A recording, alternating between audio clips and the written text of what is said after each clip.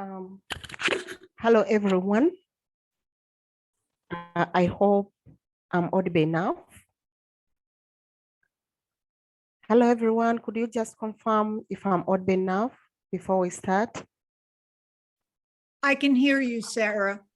Okay, thank you so much, Elizabeth. My name is Sarah Kadru, your moderator today for this webinar. I welcome you all who have connected on this call to celebrate the International Literacy Day. I wish to give an overview of the International Literacy Day for the benefit of some of us who are hearing about this day for the first time. Since 1967, the International Day Literacy celebrations have taken place annually around the world to remind the public of the importance of literacy as a matter of dignity and human rights, and to advance the literacy agenda towards a more literate and sustainable society.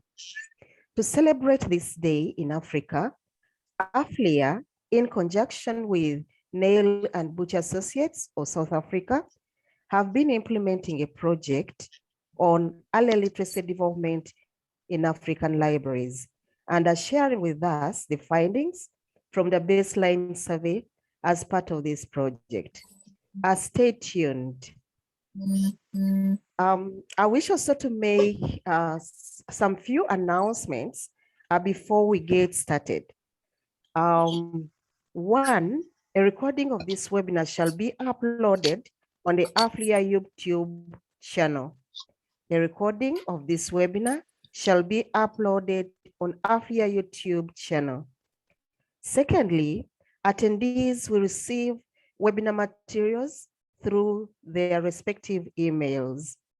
Attendees will receive webinar materials through the emails. And thirdly, this particular webinar does not involve issuance of certificates of participation. Colleagues, I'm reminding you that you are not going to receive any certificates for participating in this webinar. Without further ado, I would like to invite our first presenter, Dr. Nkem from AFLIA. Dr. Nkem, could you please take on the virtual floor? And we are looking forward to listening to those wonderful and interesting findings. Thank you very much, Dr. Sarah. Good day, everyone. It's still morning here, but it may be afternoon where you are. But good day, everyone. And I welcome everyone to this webinar again. And we are happy that we are doing this on International Literacy Day for 2021. The theme for this year's celebration is literacy for a human-centered recovery, narrowing the digital divide. And people always ask, why literacy? Why literacy? I mean, what's the big deal about understanding or learning how to read and write and how to encode or decode words and numbers? First of all, literacy is the building block for all types of learning and is recognized as an indicator of human development. Stanley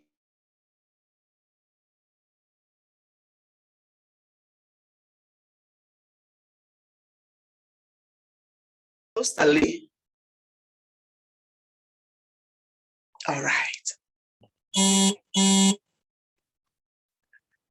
All right. So literacy is the building block for all types of learning and is recognized as an indicator of human development by governments all over the world, by institutions, by organizations.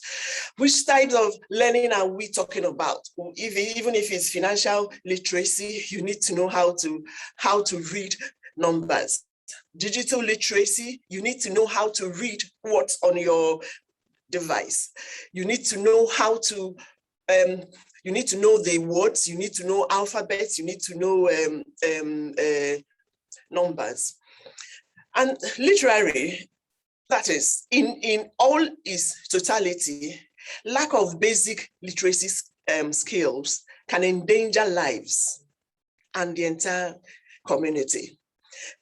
A mother with a child that goes to the hospital and gets drugs and can't read what the doctor wrote on how to give the drugs to the child is a danger to that child. So basic literacy skills is really essential. However, literacy is acquired in stages. You can't just start from day one and get to day 100 on this, at the same time. It is done in stages. And missing out on early literacy development has that ability to set children back, as they find it difficult in later years to learn how to read properly, to understand how words are formed, to understand rules of language, whether it's indigenous language, whether it's a second language, because every language has rules. And when you do not get that the skills early enough, you may find out that that child may miss out later in life. And we say that literacy is best introduced and developed in an environment where there are plenty of books. Stanley, you can change the slides. Where children can see books, touch books, are read to, and then are allowed to develop that understanding, that excitement, that love of words and sounds and how they link together to have what is in between the pages of books. An environment that demystifies books, so that books are not seen as, oh, something is just for other people, but an environment where children can understand that books are for them, books are for everyone, and that they can actually decipher what is within the pages of books. Public and community libraries are known to help to inculcate early literacy skills through their story hour programs, as well as through collaborations with parents, kindergartens, and schools. But that is the general knowledge. But you can search and you find out that throughout Africa, we don't have figures, we don't have data of how it happens within our continent. We do not know how the different, I didn't say particular country, how the different African public and community libraries drive early literacy. How do they do it? Then, what facilities do they have for doing that? And importantly, what language do they use for early literacy activities? So these are the questions that have been hanging up there in the air. Fortunately, Neil Butcher and Associates, through a grant that they got from William and decided to work with AFLIA to answer those questions. And the answers are going to serve as baseline data for an early literacy development course for African librarians in public and community libraries. And that data is what we are presenting. Yeah.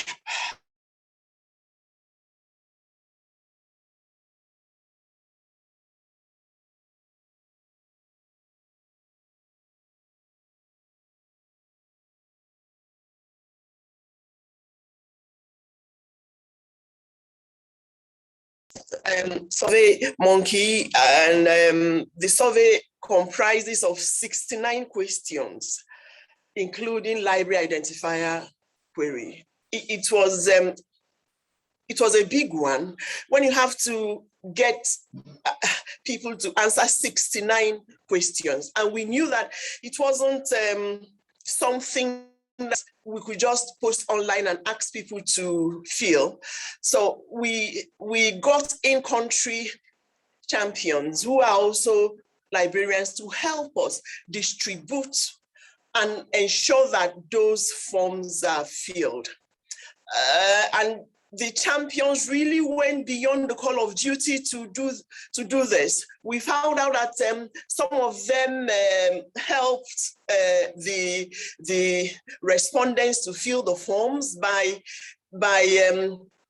calling them and filling it for them online, because some libraries are in places where there's no internet access. So they called those people, opened the forms on their own devices, and got the answers from them for 69 questions. So that is why, and these people really deserve to be recognized.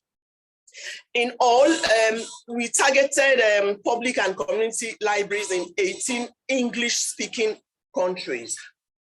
Then responses were received from 22 African countries, which cut across the 5 regions of the continent.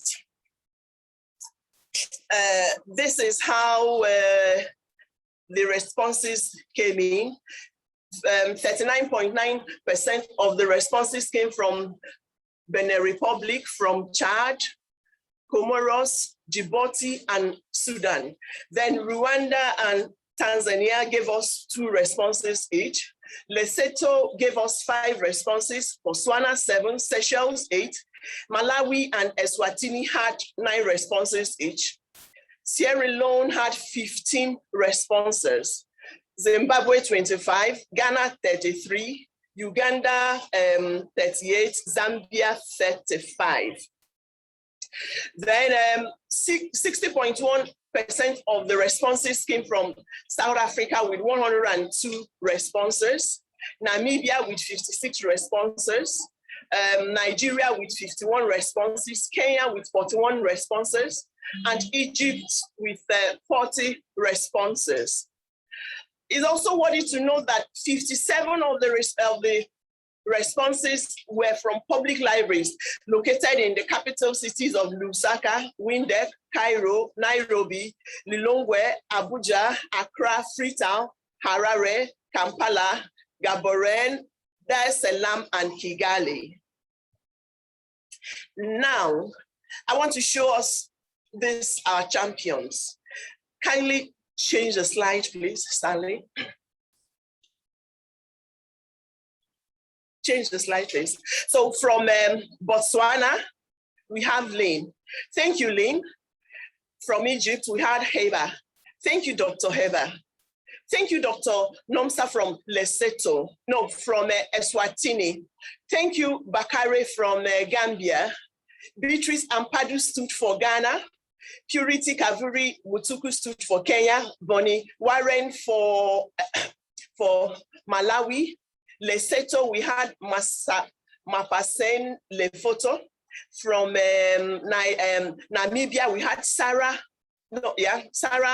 Negumbo. From Nigeria, Folashade Adeboju. From Rwanda, we had Sylvain Mudahinyuka. From Seychelles, we had Marie-Frances Cedras. From Sierra Leone, we have Don Stanet Davis. From South Africa, we had Mandla Mona. From Tanzania, we had Sishana From Uganda, we had Catherine Amia. From Zambia, we had Sharon Munshia. Then from Zimbabwe, we had Antonetta Maziva. These were the targeted countries. Unfortunately, out of all these countries, we got responses from all of them except Gambia. There was no response at all from Gambia. Then we had pleasant surprises, as we got responses from Benin Republic, from Chad, Comoros, Djibouti, and Sudan. And if we know if there's a way that we can get in contact with them, or they wish to write us, people from Benin Republic, Chad, Comoros, Djibouti, and Sudan, we want to explore more what is happening there. Please write to us through aflia.com at aflia.net. That's through the email for Aflia Communications. Now let's get into the data, the findings. We found out that that 346 libraries, public and community libraries, indicated that they have space or section for children in their libraries. That's quite important to note, because you can have a library and you don't have a children's section, or you don't have a children's corner. So we found out that 346 of the libraries, they have such corners or sections, and we found out that beside chairs, tables, shelves, and books, a number of the children's sections through corners also have puzzles, some have toys, some have games and games corner, and then some have televisions and DVDs. Then we also wanted to find out, who uses these corners? Do you have children that come there? And they said yes. And we found out that quite a number of them, 56.6% of the children's sections through corners have between 100 to 200 registered users. 13% have between 201 to 500 registered users, while just 2.6, that's 10 of the libraries we surveyed, have between 3,001 to 4,000 registered users. That's quite massive. Imagine where a library can, in a community or in a city or in a town, you have up to 4,000 registered children for your children's section. That means that whatever program that you run there is going to have plenty of impact in that community or city or town. Then we also find out that that's just 1% of the surveyed population, have between 4,001 to 5,000 registered users. For me, that's really, really massive. And I hope that libraries that whether you feel the survey or not, you're beginning to understand that there's so much more you can do. Imagine a library having up to 5,000 registered children, within its fold. That's quite plenty. So now we now look at all right, and also we now also asked, what's the age range of users of these sections? We say children, what's their age range? And we found out that children aged between 1 to 5 years, make up most of the users in 68, that's 17.7% of the libraries surveyed. We also have children aged between 6 to 10 years, making up most of the registered users in 212 libraries surveyed, and children aged between 11 to 16 years, 11 to 16 years use are most of the registered users in 100 of the libraries surveyed. And we found out that 3 libraries actually have people coming into the section to read from 17 years and above. That is really understandable when you consider that in some communities, children don't start school on time, or people need to catch up with where they stopped. So they use books and materials in the children's section. Then let's go on to the staffing. What we found out that, first of all, we found out that in some libraries, the contact persons that that filled the survey forms were not in the library field. We saw one that was a court registrar. We saw one that was a pediatrician. We saw one that was I think just an office worker and so on.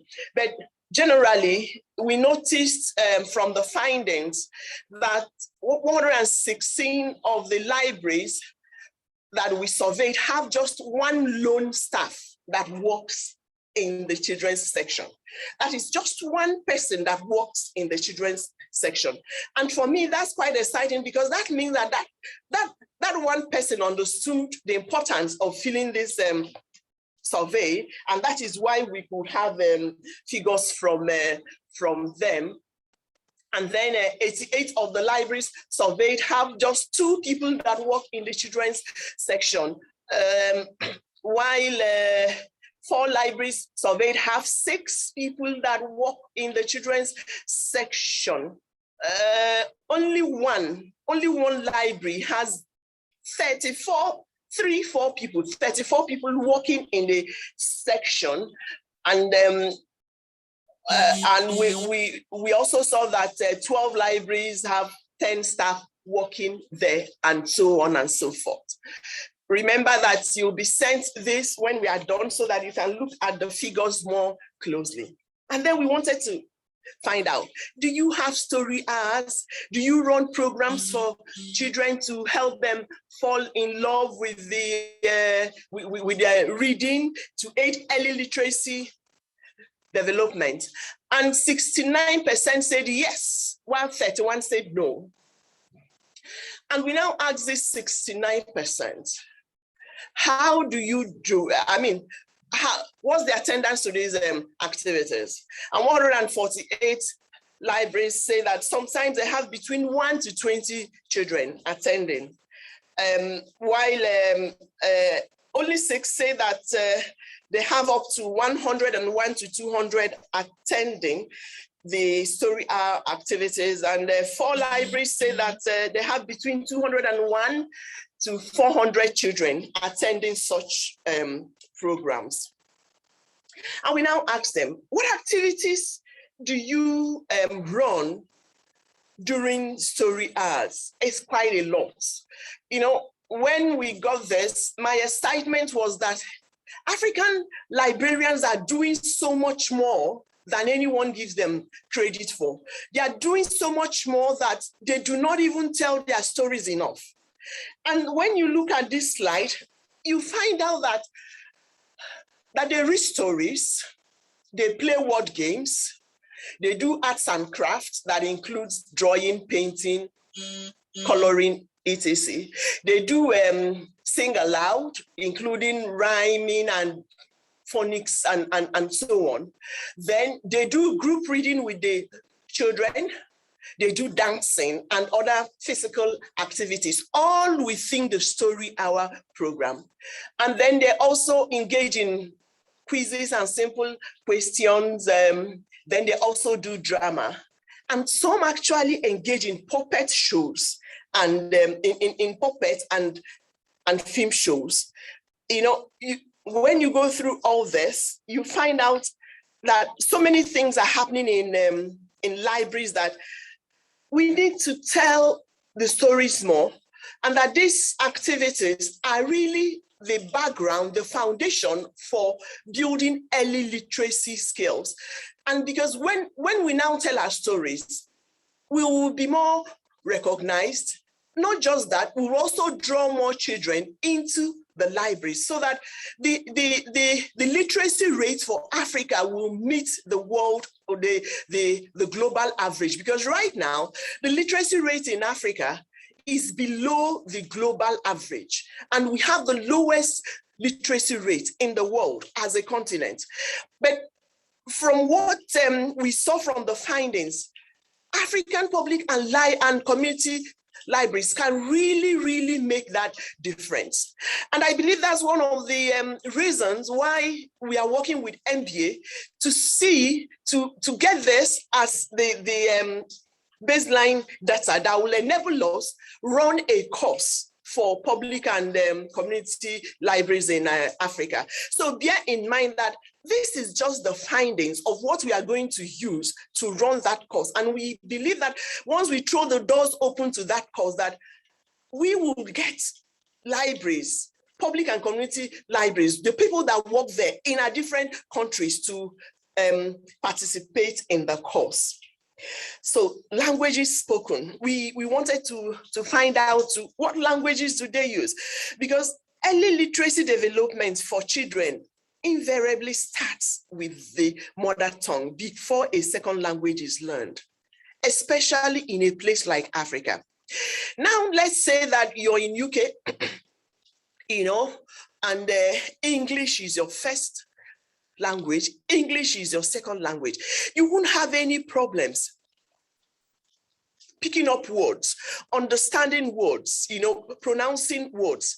But we found in Africa that no matter how you want to paint it, if you're from Ghana, if you're from Kenya, wherever you are from, your first language influences how you speak the second language, because the first language is the first one that children learn. That is the first one that they learn.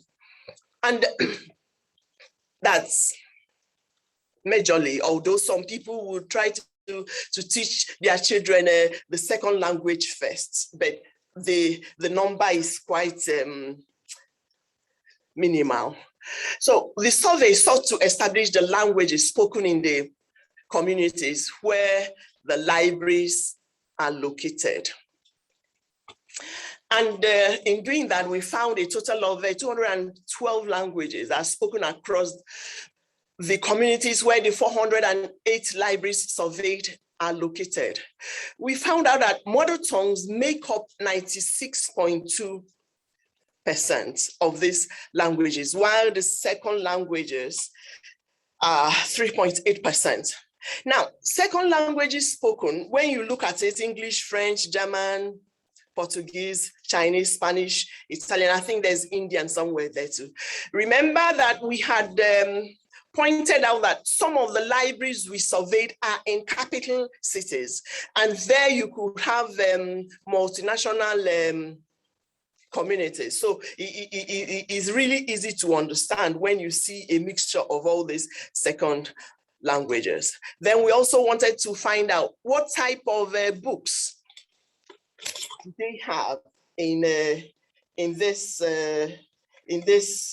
libraries, to know if they have books with languages, with local languages. And what we found is right there on the screen.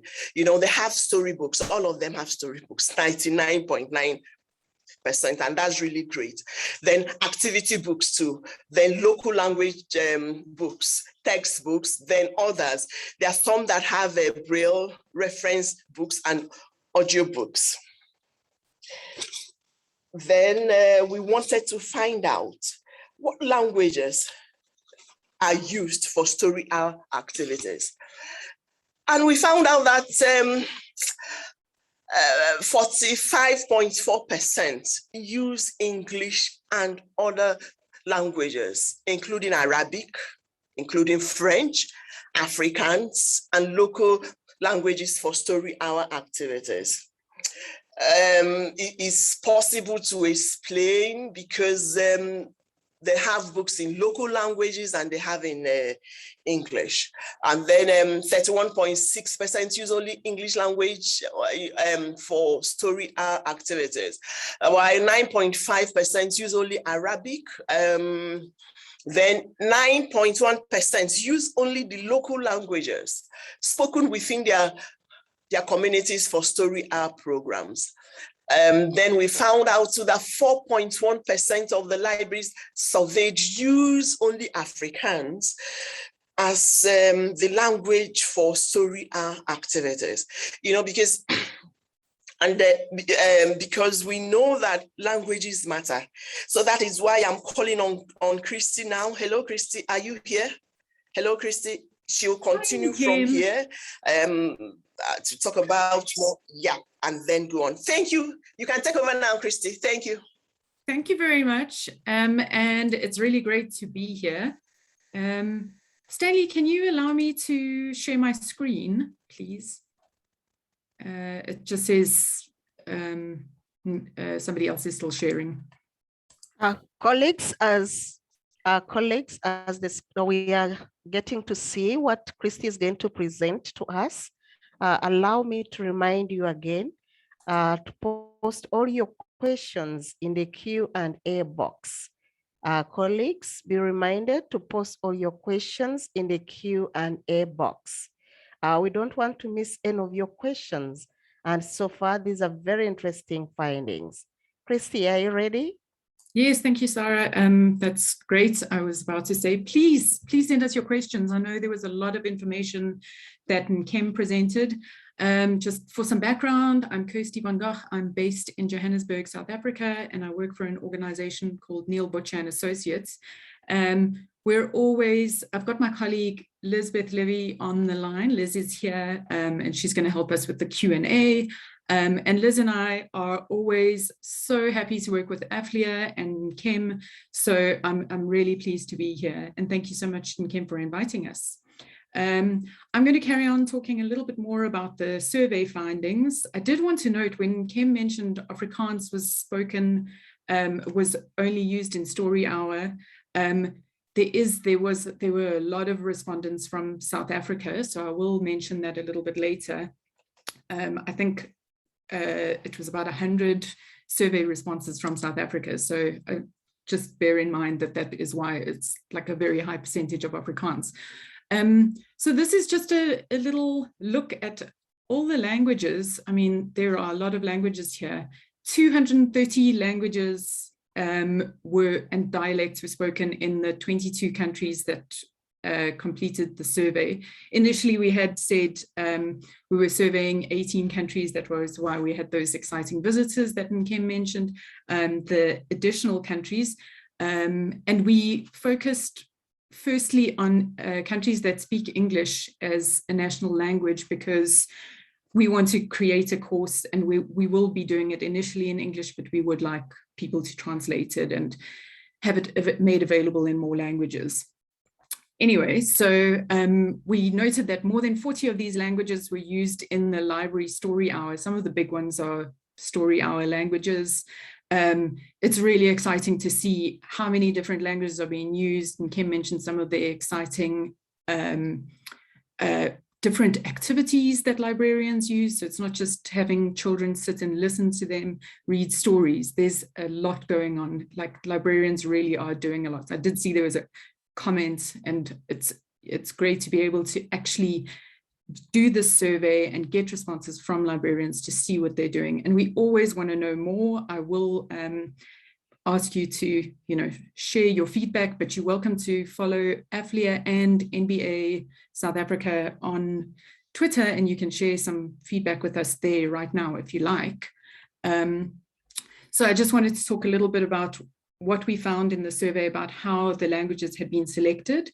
Often it's an official language. Obviously, there was a lot of responses saying English is used. Sometimes the librarians discuss this with the children, and then they come up with the languages that are most spoken in the areas.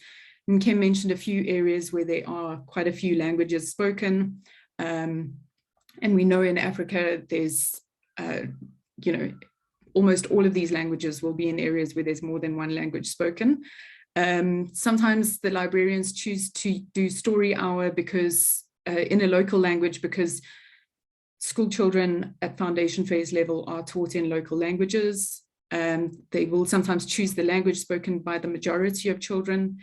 And sometimes they'll choose a different language each day in areas where there are lots of languages spoken. And I think that's really exciting. It's exposing a lot of children to language, and it's also allowing different communities access to Story Hour.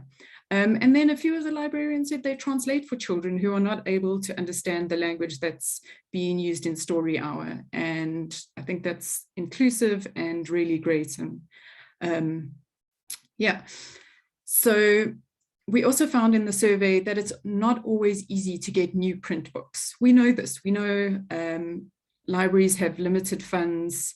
I expect, knowing how children are with books and the kids I know who enjoy storybooks, some of them just, will love reading the same books over and over, but a lot of kids want to read new stories, and as they grow up, they need access to new books. So a lot of the libraries said they could only get new books once a year. A lot of them are getting donated books. So we did ask questions about access to digital so that we could see what librarians can do if digital books really are an option. We had a question about a digital story hour, and only 31 responses came back saying that they had a digital story hour, and 103 of the respondents used digital platforms to access storybooks. So some of the online platforms used for accessing storybooks, I don't know if any of you know them, let us know. Let us know if you use any of them, how you use them. So this was just for accessing storybooks, Storyweaver, African Storybook, Ubongo, Global Digital Library, World Reader, Bloom, and then in the other platform, others, Nali Bali was listed.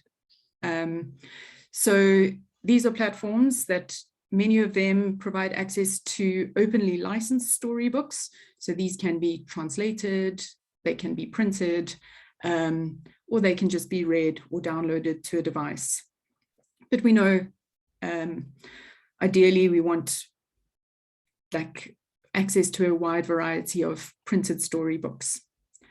And then one of the big pressing questions, and ties into the theme of this year's International Literacy Day, how big is the digital divide? So looking at some of the survey results, I've got some statistics coming up, and we can see some of it looks very promising. And we really thought it was, when we looked at it, we were quite excited. 86.3% of the libraries surveyed have computers. That's 6,337 computers in 362 libraries. Several libraries also have tablets, but we don't know what they're used for, or if they're used for children's activities, and what programs they have loaded on them. So if you do use any devices, please let us know in the chat or on Twitter, or I'll give you my email address if you want to tell us, what you do use your devices for, what you used your computers for. We found that 72% of the libraries surveyed have access to the internet, but we know this isn't always reliable, and it might not be available to the children or people using the library. And it may even, some of the libraries only have internet available on one device, so maybe for one librarian. So while it sounds like a good statistic, it is, not always, it's not representative of what is happening. And we know that we can't rely on just digital. Here's some more numbers of the statistics on the numbers of computers of the 362 libraries. So 6% have no computers. 216 libraries, which is 59%, only have between 1 and 10 computers. 19% have between 11 and 20 computers. 7% have between 21 and 30 computers, and 9% have between 31 and 50 computers, and 13 libraries have over 50 computers. But most of these computers and devices are only available in Egypt and South Africa. There are 4 libraries. So Egypt, I think, had 40 responses in the survey, and South Africa had 100 responses. And the 4 libraries that have, 4 of the libraries that have over 100 computers are 3 of them in Egypt and 1's in South Africa. And I think that's, we see that it skewed the results. And it is something that we are aware of as we're building this course. We have to have online and offline options, and we will do that. So I think what is interesting for me is that The library staff are enthusiastic about using internet-based resources or learning how to use them. Some have no experience using online resources, and others have, because they don't have computers or internet access. And some of the staff that were surveyed, thanks to AFLIA, I know this, have translated openly licensed children's storybooks probably on Storyweaver, which is really exciting. So we know some people in the community have done it, and we think it offers a great, great potential. There's some quotes here that we took out from, that were quotes from the librarians, that they prepared to learn. They think, that like they can translate books, but not everybody has been trained to do it. So there's an opportunity for training there. And I'll post this on social media as well, so you can read these quotes, but it was really great to have this kind of feedback. So as Nkem mentioned, the theme for this year's International Literacy Day is literacy for a human-centered recovery, narrowing the digital divide. So I mentioned these quotes from librarians because these are, it's going to take people and not devices to overcome the digital divide, actually. It includes training. Nkem mentioned digital literacy. It's an important aspect of this. So for this project and for a lot of what we do at NBA, and Liz and I do through this grants from the William and Flora Hewlett Foundation that Kim mentioned, is we want to look at how we can harness open licensing and digital innovations to help ensure meaningful access to and use of affordable, relevant, high quality mother tongue storybooks to all African children, with the goal of improving literacy and educational outcomes for children. So how can we have more local language books in the hands of more children in Africa? I think, while we say we have digital options and we want these digital strategies, and we are going to train people to use to understand open licensing and use platforms that I mentioned earlier, I think the biggest key to this is community engagement. And we've seen this from the way AFLIA encouraged all these amazing libraries to give us so much feedback. I was really stunned at how much of a great response we got. And I just want to say thank you again to the champions. It's just been a great experience, and it's just so important for what AFLIA is doing. For community engagement, we did find in the survey from the results, so these findings that I've mentioned here are from all different sorts of questions. So the librarians are engaging teachers and parents and even authors to help with story hour activities. Publishers are engaged to donate books. Schools, ECD centers, and other places there were women's prisons were engaged to be able to, for the libraries to be able to share books with them. There are all these different ways that librarians are really innovative in engaging with their communities. WhatsApp groups and social media was used by librarians. Some of this was to advertise Story Hour and other library activities. Story Hour was streamed via Zoom, Facebook, and local radio when the COVID-19 lockdowns happened. And we know that some I've mentioned earlier that some librarians have experienced translating storybooks online, and this was done with AFLIA, and I think AFLIA's got a great response from this. So we know this community is really, really active. So I really would like to say thank you so much. The survey shows how much opportunity is for librarians to share what they know and learn new skills. And I really hope that when we develop this course, it will be the start of a wonderful story that African librarians can write and that the world will be able to see, and we can keep sharing these stories and keep engaging. So please let us know what you're doing in your library. We would love to have any photos, any anecdotes from you, if there's anything that you think would be useful to share with other librarians. We would ask permission if we used it in the course, but of course we want to share as much as we can. My email address is here, it's kirstyvg@nba.co.za. I'll also drop it in the chat. And then lastly, I just wanted to say, Kim and I are going to carry on this conversation with Mandla Mona from South Africa. He was one of the champions from South Africa, and Beatrice, who's from Ghana. And they were both champions, and we were going to carry on the conversation and talk about the course. And this will be on the 30th of September. The times are up there, and we'll send the link to register. It's at the M Education Alliance Symposium.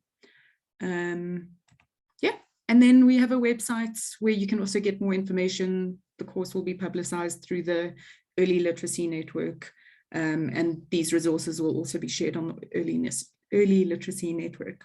So thank you so much for having me. Back to you, Sarah.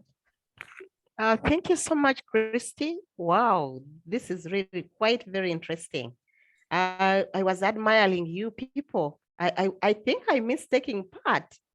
Nevertheless, at least I'm like, I was in the field. And of course, to add my voice to the voice of Dr. Nkame, we do appreciate the champions. You did a great job. All these findings, oh my God. I think I wouldn't do more than you did. Thank you so much for ably representing the investigators on their behalf.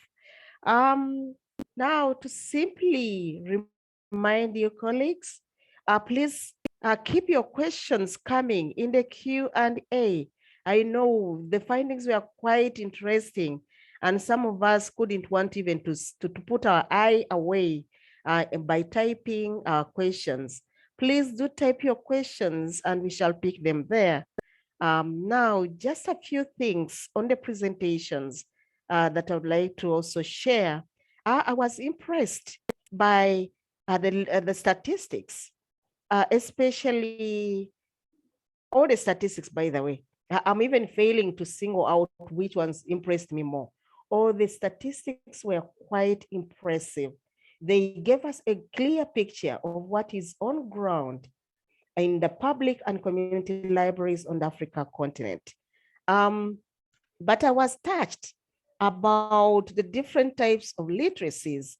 So now, as we think of the theme for this year, as it has been shared with us, literacy for a human-centered recovery, narrowing the digital divide. In my country, if I can ask a question, and I may not have answers now, how can we narrow this digital divide if we were to cope with the rest of the Africa countries? Yes, I did listen attentively to the presentation by Dr. Nkame, where she walked us through all the different types of literacy. To mention but a few, the digital literacy, the print literacy, numeracy, etc., and etc. And from the findings by Christy, you saw at some point she did mention there was one or whatever number, and you could see that the ratio was not matching. So I was asking, can we really commit ourselves maybe by 2030 to be digitally literate in Africa, public and community libraries? If not, how much can we do? If we don't have the facilities and the infrastructure, how can we work together? Would this be the best way to do? Maybe in order to achieve the digital literacy levels, and especially looking at how the children develop their literacy skills.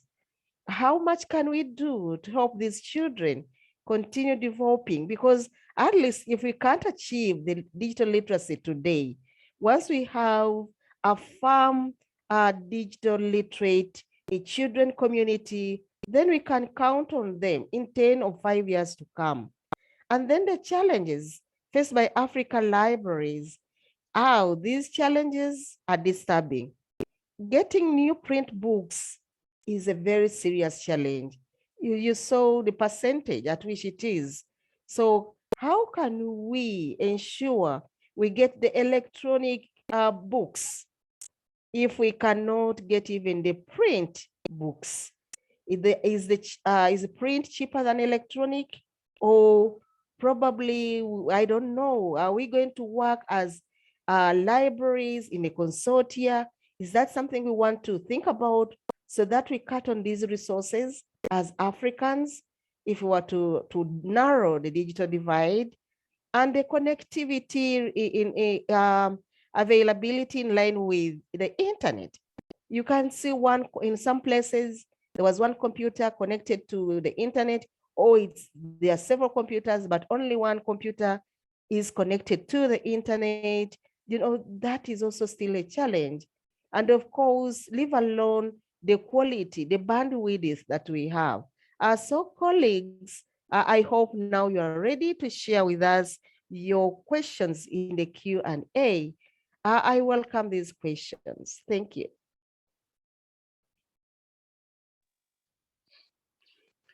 Thank you, Have your Sarah. questions? Thank you for the. Hello, Sarah. Hello, please carry Hello, on. Sarah. Carry on, please.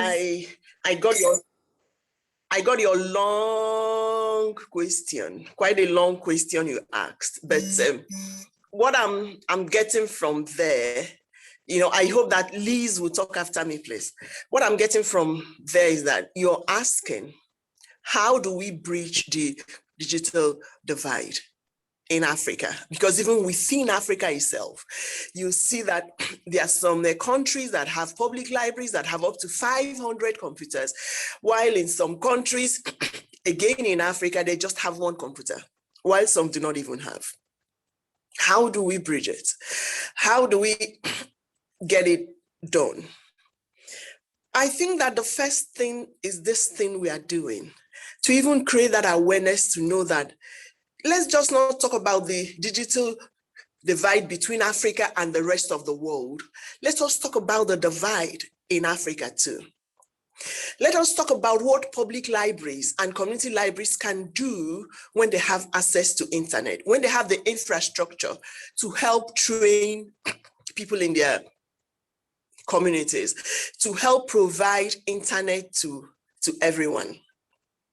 Recently, AFLIA has been in a talk with an organization in US. Is still in.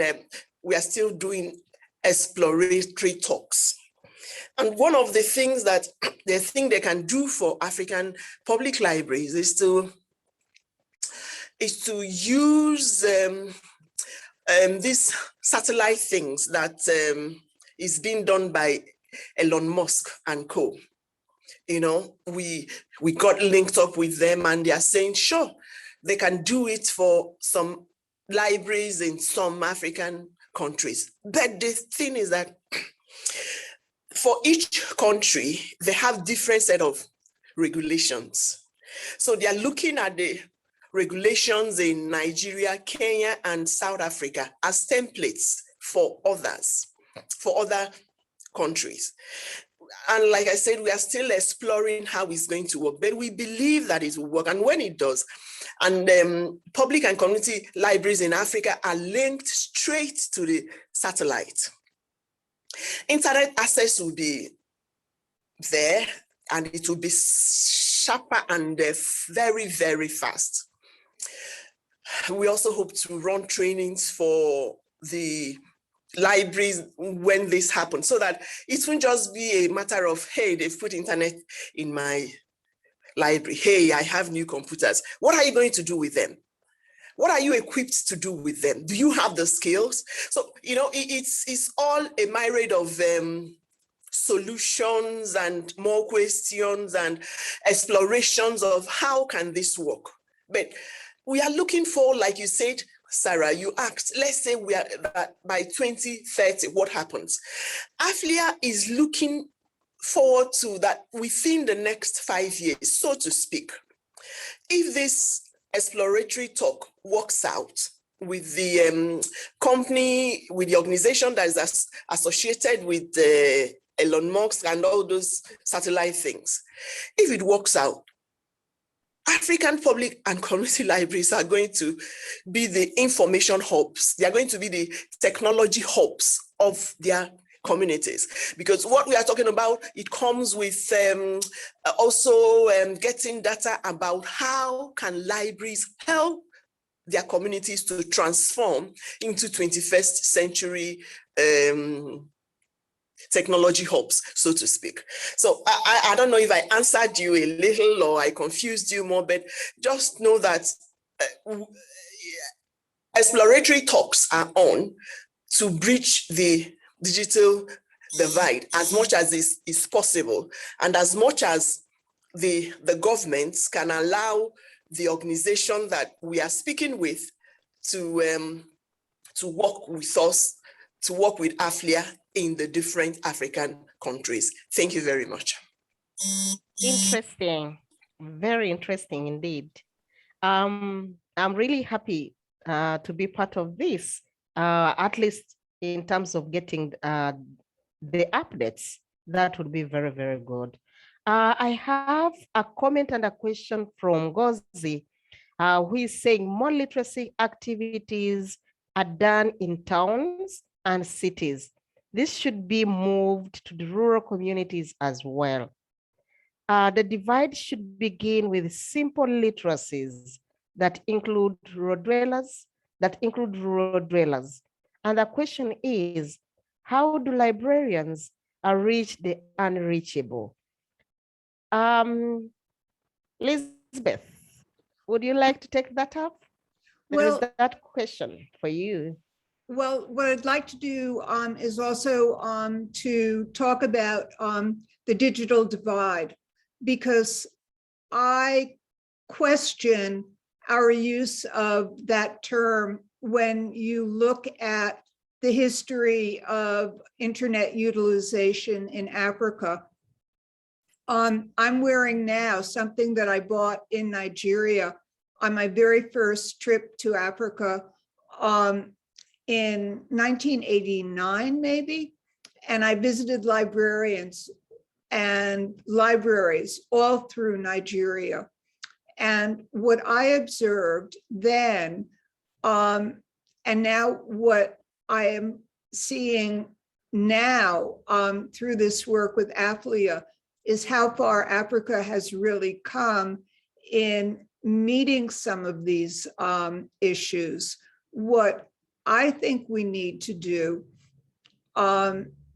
is to look more closely at where the computers are located in terms of capital cities and the rural areas, because I think that the people who raised that as an important point are correct. I think we also have to bear in mind that some libraries are doing a lot with very little. The library that has 500 computers is the Biblioteca Alexandrina, located in Alexandria, Egypt. And of course, it's a UNESCO World Heritage Library. You can't compare it with some of the little libraries in capital cities or elsewhere. And we have to bear that in mind as well. But I think that with AFLIA, you're doing a lot to bring libraries to the forefront of getting good communications and good literacy throughout countries, not just in capital cities. Thank you. Thank you so much for the response. There is another question for you from Dr. Chinwe. How do we address the challenge of psychosocial and parental impediments that hinder even the use of available literacy resources in public and community libraries? How do we address the challenge of psychosocial and parental impediments that hinder even the use of available literacy resources in public and community libraries? Well, I'm not sure if I understand the entire question, but I think that sometimes parents are interested in seeing that their children do well in school because they understand that doing well in school is going to give them a better future. We're going to have one section of the short course that AFLIA is developing with NBA, looking specifically on parental engagement with libraries on teaching literacy. In addition to that, there are several organizations. One is Mango Tree Literacy Lab in the northern part of Uganda, which is very actively working with parents.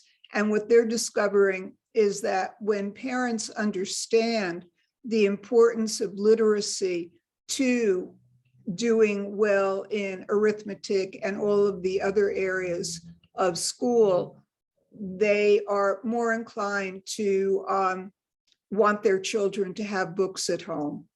And I don't know whether that answers the question.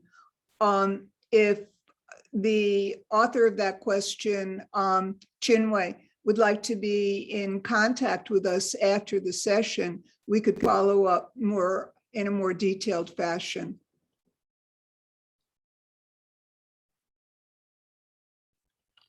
Okay, thank you so much. I don't seem to have more questions. It looks like all was well received. Any more questions? Okay, at this point in time, if we don't have questions, I would like to ask the presenters for this webinar to give their parting shots in a word or two. I will start with Dr. Nkei. Your parting shots, please.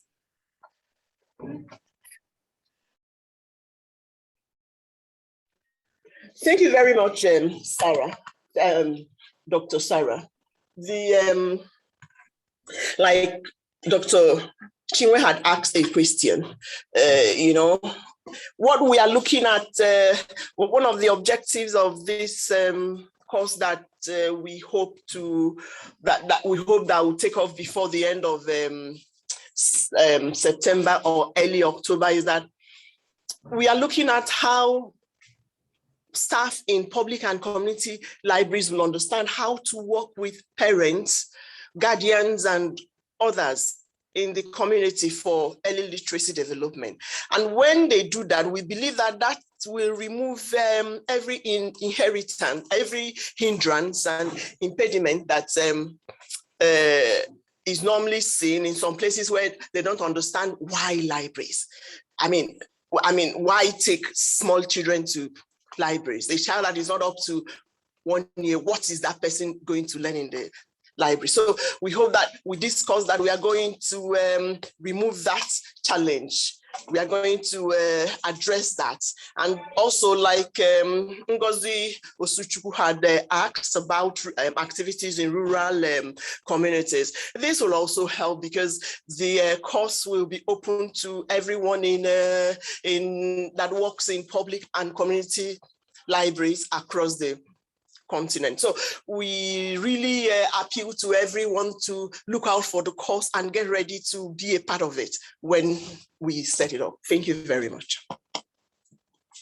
Thank you so much, Dr. Nkei, for those wonderful, for the wonderful conclusion. And now, before Christy gives her parting shots, there was a question that we almost missed.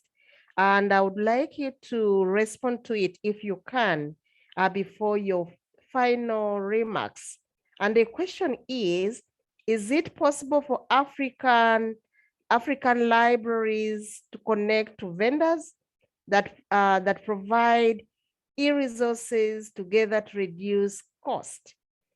Is it possible for African libraries to connect to vendors that provide e-resources together to reduce cost? And I think partly I did mention a consortia or something to think about it. So let us hear from Christy. Christy, please. Kim, do you want to answer that question, or Liz?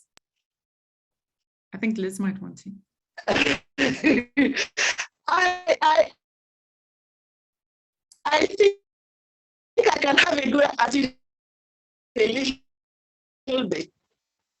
You see, forming a group to get e-resources, that's possible. Flow through this course that we're talking about now, it's open process, free of charge through, so that possibility is huge, is really huge. And we are looking forward to exploring it more within the course so that librarians in public and community libraries in Africa can understand, how do you access storybooks more at no charge?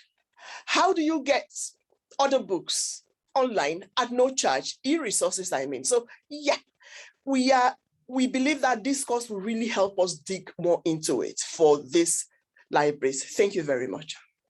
Dr. Kim, not yet over with you.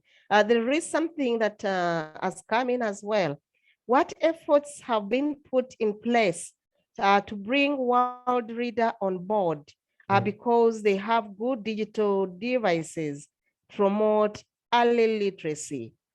What efforts have been put in place, probably by AFLIA, to bring on board World Reader?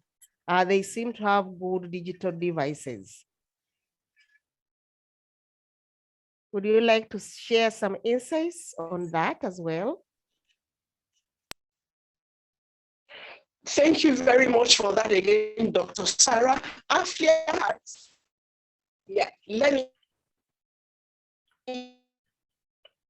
let me say something here. AFLIA has worked with World Reader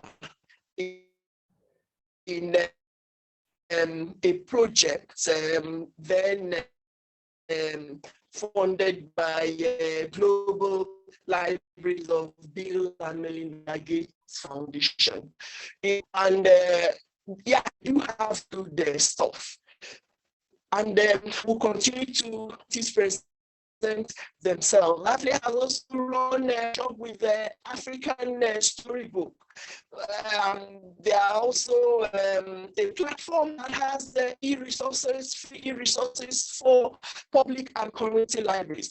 And we've also done quite a lot with Storyweaver of the Prata Publishers India. And they have quite a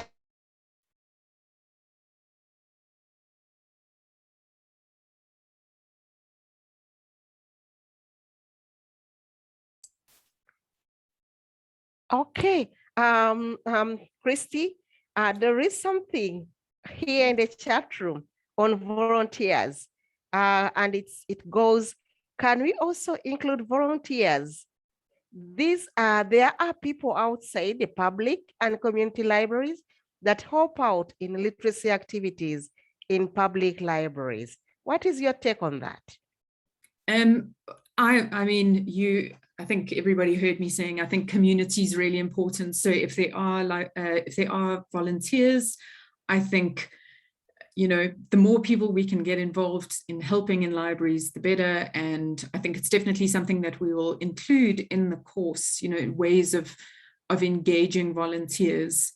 So thank you very much for that comment. I think just to go back to my parting shot, I would say every day is Literacy Day. I think for us, that's what we want, want people to be reading every day. We want children to be accessing books every day. And we're really, as I said, we're thrilled about the survey response. It's really been so important for the development of this course, which we're really excited about. And community is going to be key to the success of this course, the uptake of the course. It's going to be available, as Nkem mentioned, as a free online course. So it'll be openly licensed. So if anybody wants to translate it or make it available in a different format, we are, we would encourage that. And we will have an offline version and an online version.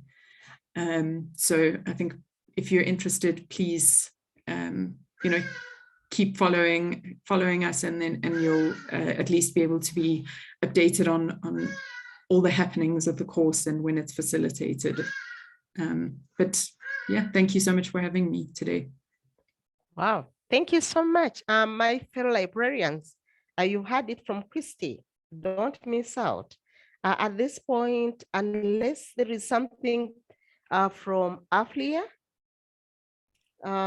any more announcements, I would like to say that we are coming to the end of this webinar. And colleagues, please, those of us who are not members to AFLIA yet, ensure you are members. The survey was carried out on public and community libraries. I'm sure not all of us from those types of libraries are members to AFLIA. Please, I'm encouraging you to become members to AFLIA, and also ensure that you attend these webinars to refresh our memories. Every time we do acquire new knowledge, we do acquire skills, we do share a lot. We don't want to miss out on any event. And on a personal note, I'm very happy to see all these champions from all of Africa. And there are some colleagues of mine whom have taken ages without seeing, like Heba Mohammed from Egypt. So I'm really very happy about that. And I want to say bye-bye.